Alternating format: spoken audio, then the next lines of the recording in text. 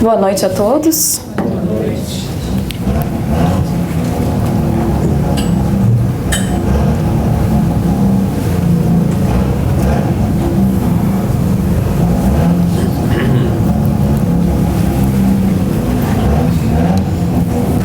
Uma alegria muito profunda estar aqui nessa casa, especialmente num dia tão especial.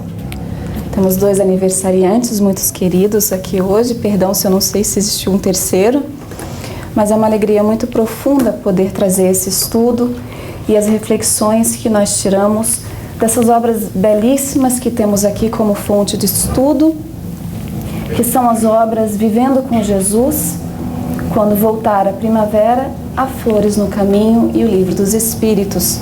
As 3 primeiras obras, autoria de Divaldo Franco, com o espírito Amélia Rodrigues. Nós sugerimos a leitura dessas obras para reflexão. Começamos então o nosso estudo com uma reflexão de uma história que muitos aqui já devem conhecer. Conta-se que era primavera em Paris. Havia, perto de uma das pontes, perto do rio Sena, um mendigo cego.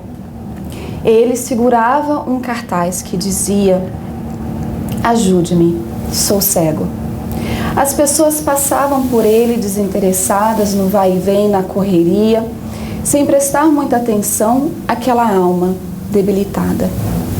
Quando de repente ele ouve passos firmes se aproximando e um perfume masculino distinto, parando ao seu lado, pegando o cartaz de sua mão, escrevendo algo e devolvendo a ele. De imediato, as pessoas começaram a colocar ali, na sua caixinha, moedas, dinheiro, e o seu valor triplicou do dia anterior. Ele não entendeu. No final da tarde, enquanto contava o que havia recebido, ele escuta os mesmos passos firmes e sente o mesmo perfume. A pessoa se aproxima dele e ele, com um sorriso, diz: "O que escreveste que tocou profundamente as pessoas?" Ele diz: "O seu cartaz era muito pessimista.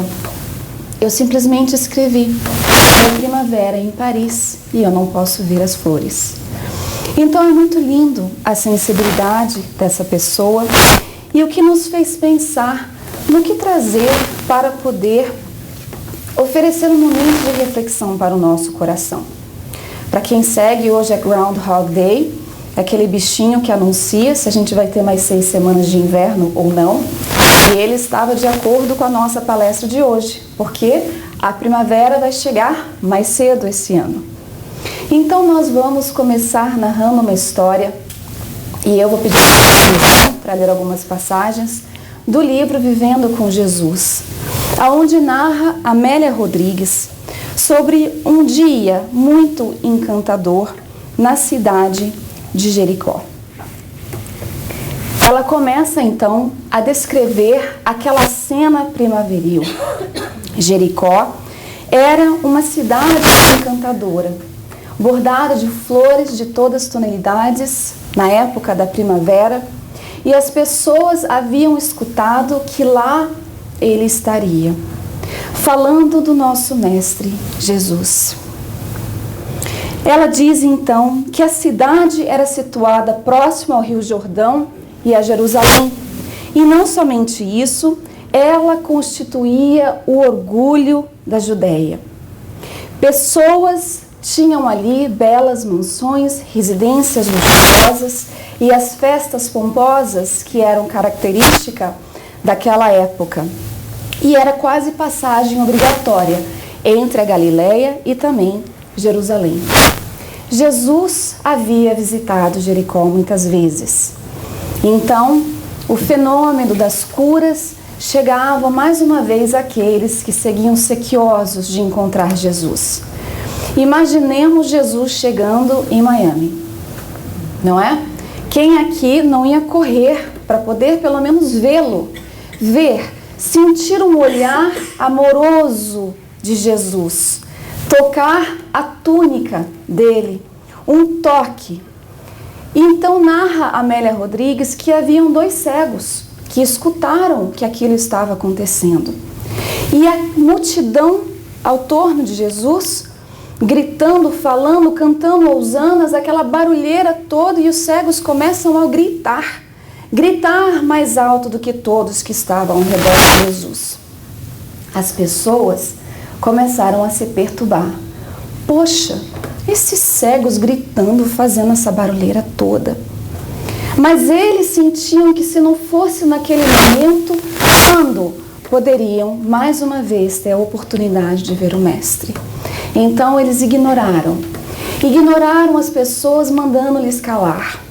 E somente pessoas possuidoras de sofrimento conseguiriam entender aquela ansiedade daqueles 2 corações que tinham a necessidade de ver, de olhar, de falar com Jesus. Jesus havia de fato tocado muitos corações. Um deles era daquele rico, muito detestado, Zaqueu, que pensou da mesma forma: eu não conseguirei vê-lo, baixinho, não tinha capacidade de olhar por cima da multidão. O que ele faz? Ele sobe numa figueira para poder olhar ao Mestre. E o Mestre faz o quê? Se convida para ir ao seu lar. Mudou completamente a vida de Zaqueu. E como Jesus era o pastor, ele ouvia o chamado distinto daqueles 2 cegos. Nós pensamos que Jesus não nos escuta, que ele segue distante num trono de rei inacessível aos nossos corações. Mas a verdade é que, como um pai, como uma mãe, na presença ali que ele tem do coração amoroso, paterno e materno, ele reconhece a voz das suas criaturas. E ele escutou os 2 cegos. Aproximou-se dele e Amélia Rodrigues diz que ele era todo luz. Irradiava um amor, um carinho, uma serenidade. E ele pergunta: o que queres que eu faça?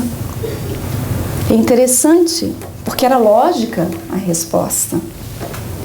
Mas a verdade é que a história tem um simbolismo que às vezes é necessário que nós verbalizemos o que nós queremos.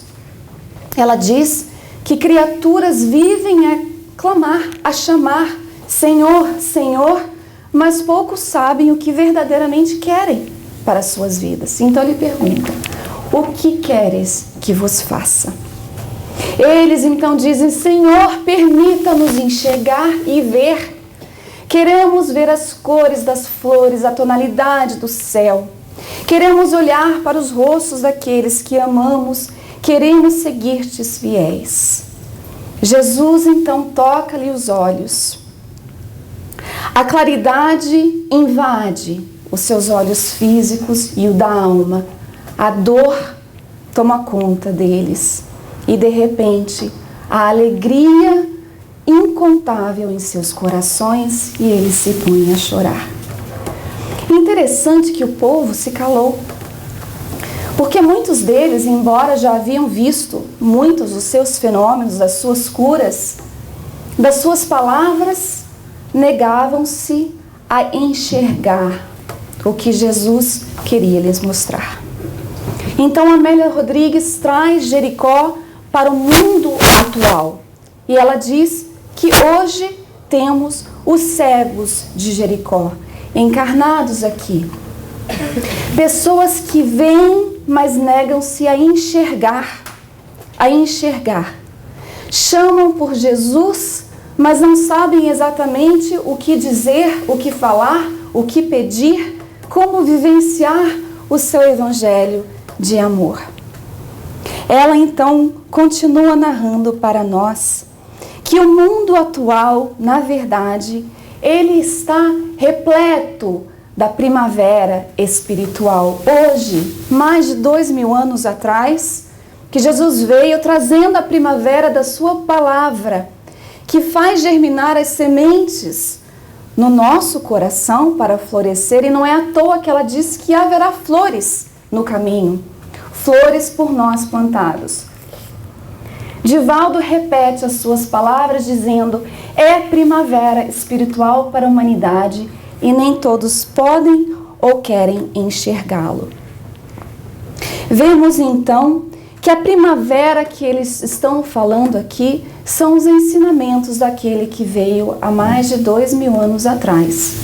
Nós não temos os fenômenos das suas curas para poder ver e observar, nós não o temos fisicamente aqui para seguir e querer tocar na sua túnica, mas simbolicamente falando, o Espiritismo é Jesus retornando à Terra, conclamando-nos a todos a sermos os cegos de Jericó que pedem para ver. O problema é que quando nós fazemos isso, assim como aconteceu com os cegos, a luz, ela dói quando penetra. Imaginemos que estamos numa sala muito escura, acendemos a luz, automaticamente o olho, não é? Nós fazemos assim porque dói. Agora imaginemos uma luz muito profunda de uma verdade para o espírito imortal.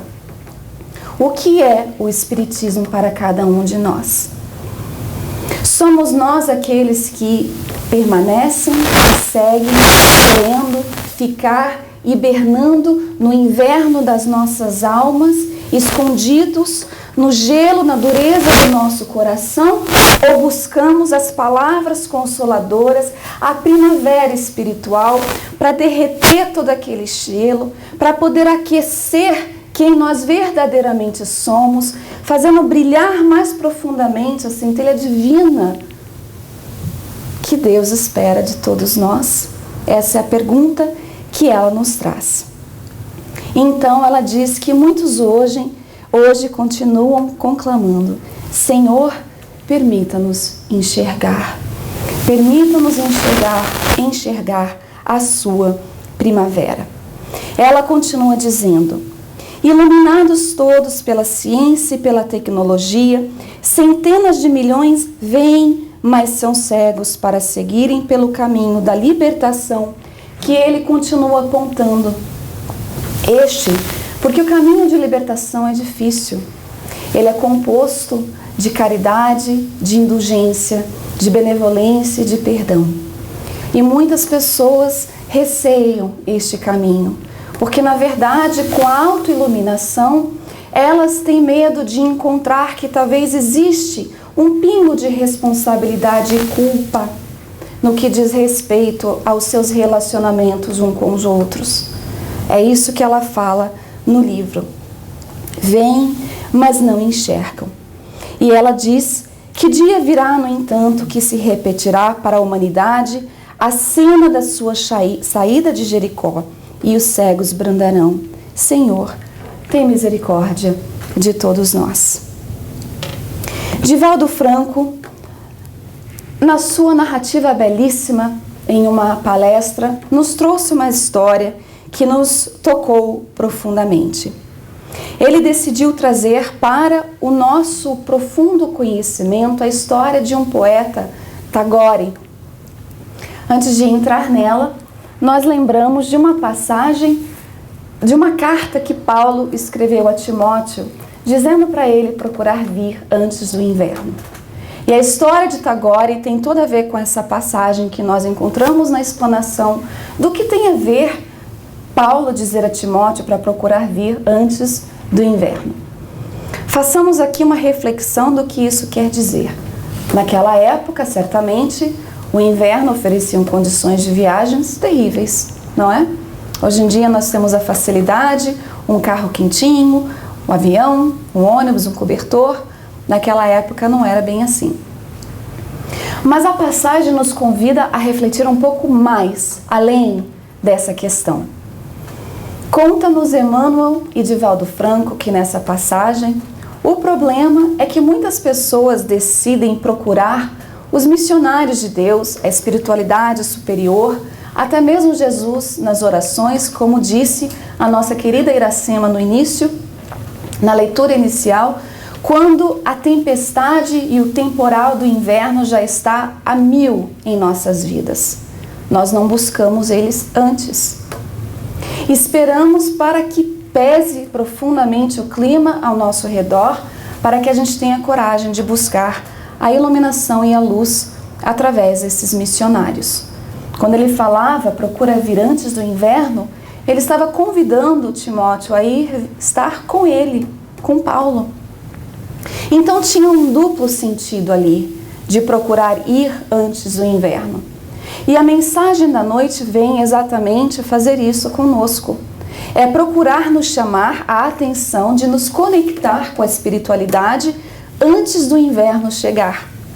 E, se necessário, utilizar as ferramentas do inverno, que na verdade é nada mais, nada menos do que ferramentas para o nosso autoaperfeiçoamento. Buscando a primavera após o inverno, nós então começamos a entender profundamente o que faz da nossa vida quando nós buscamos essa conexão.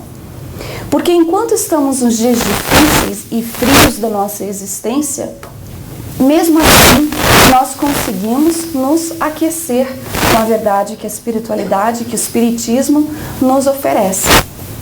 Quem aqui já perdeu um ente querido?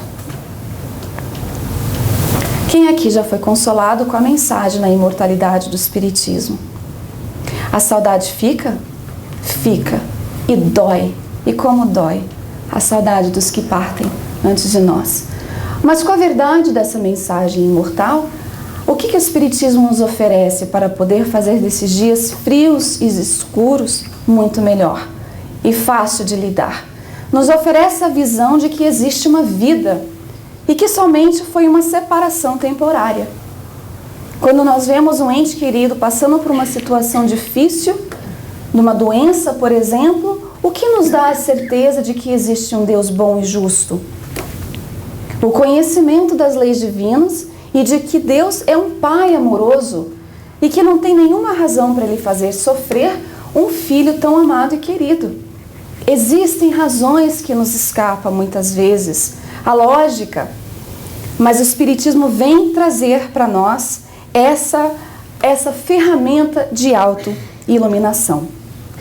Na verdade, foi Eurípides Barçanufo que disse que poderoso era o sol da verdade nas nossas vidas. Prestemos atenção no que ele diz. Para florescer, para uma semente germinar, é certo que ela precisa de sol, de luz, de orientação.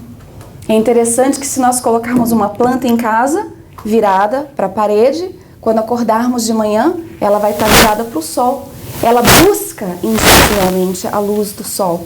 Ela busca aquela alimentação. E assim somos nós também. O problema da autoiluminação é que ela faz algo bem interessante. Quanto mais nós nos aproximamos da luz, mais claramente nós vemos o quê? Os nossos defeitos, as nossas fragilidades, as fraquezas. E o que muitas pessoas fazem? Recuam da responsabilidade. É o que Amélia Rodrigues diz. Eles recuam para o inverno a que estão acostumados, sofrendo, colocando a culpa em outros, delegando a responsabilidade, em vez de trazer a luz para perto e ver o que ela tem para trabalhar nas suas dificuldades. É isso que a pessoa faz de acordo com Amélia Rodrigues. Buscar ir de encontro com Jesus, com essa primavera, com a sua mensagem primaveril, tem a ver com a auto-iluminação. E é aqui que nós decidimos buscar a história de Tagore. Tagore, como nós vamos ver, para quem não conhece, ele foi um poeta indiano, Prêmio Nobel de Literatura, e ele narra em um dos seus poemas que havia um místico muito famoso no sul da Índia, que se chamava Upagupta. Perdão se já escutaram a história. Upagupta tinha se tornado uma verdadeira lenda pelo que ele era. Então Tagore narra a história belíssima, dizendo que certo dia ele chegou a uma cidade muito populosa, em plena primavera, e ele se encantou com um canto que tinha ali, as árvores, as flores miúdas, e decidiu se encostar numa árvore e adormeceu. Olhando os pássaros voar, o azul do céu, ele adormece. De repente, ele sentiu, no seu estado de tranquilidade e de sono, que ali tinha uma presença. Ele abriu os olhos e se deparou com uma jovem belíssima fisicamente. Ela lhe sorria de maneira encantadora. Percebendo que ele havia acordado, ela diz com um tom um pouco sensual: desejo convidar-te para que venhas à minha casa. Eu sou a vendedora de perfumes.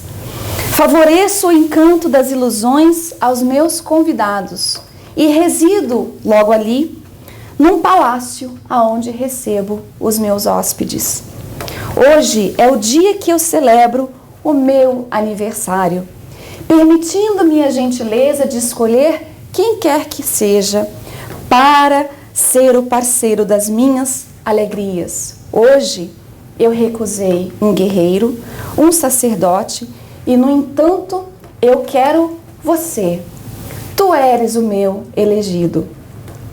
Ele olhou para ela deslumbrado e, com muito respeito, lhe respondeu: eu gostaria tanto de ir, mas hoje eu não posso.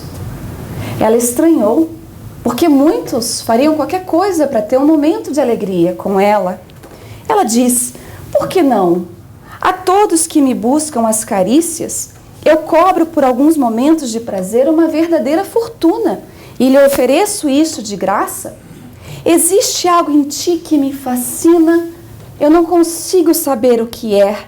Por essa razão volto a chamar. Virás?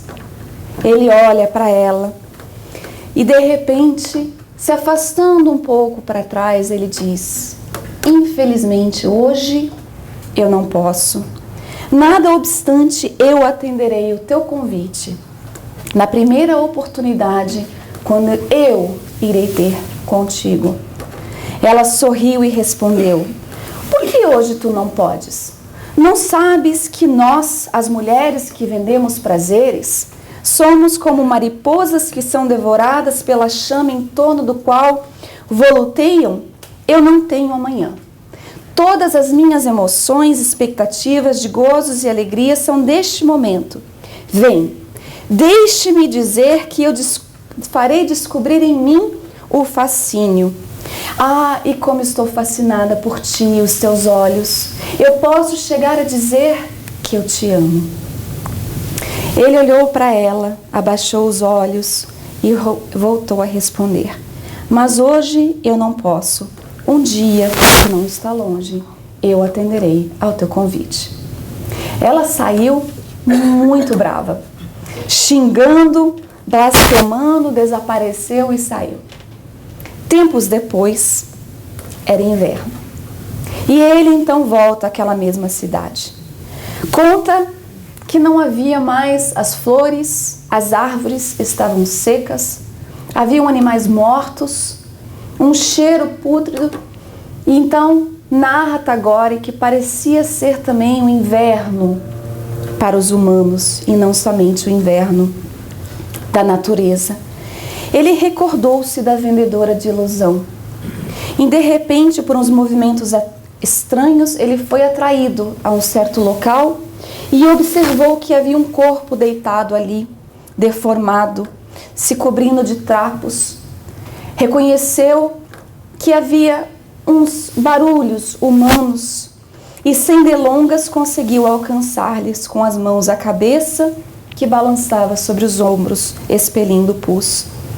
Ele abaixou-se e, enquanto tentava erguer o corpo ferido, ele disse: eis-me aqui, eu venho agora atender o teu convite. Ela não entendeu. O corpo ferido recuou, tentando fugir, envergonhado da sua condição. Ela então diz: o que queres de mim? Se vieres comprar perfumes, não tenho mais nada para vender. Se vieste por compaixão, é tarde, fuja daqui. Porque se eles, os meus perseguidores, souberem que estás comigo, também te perseguirão. Deixa-me morrer em paz. Ele olha para ela com toda a compaixão e diz: não posso. Não posso.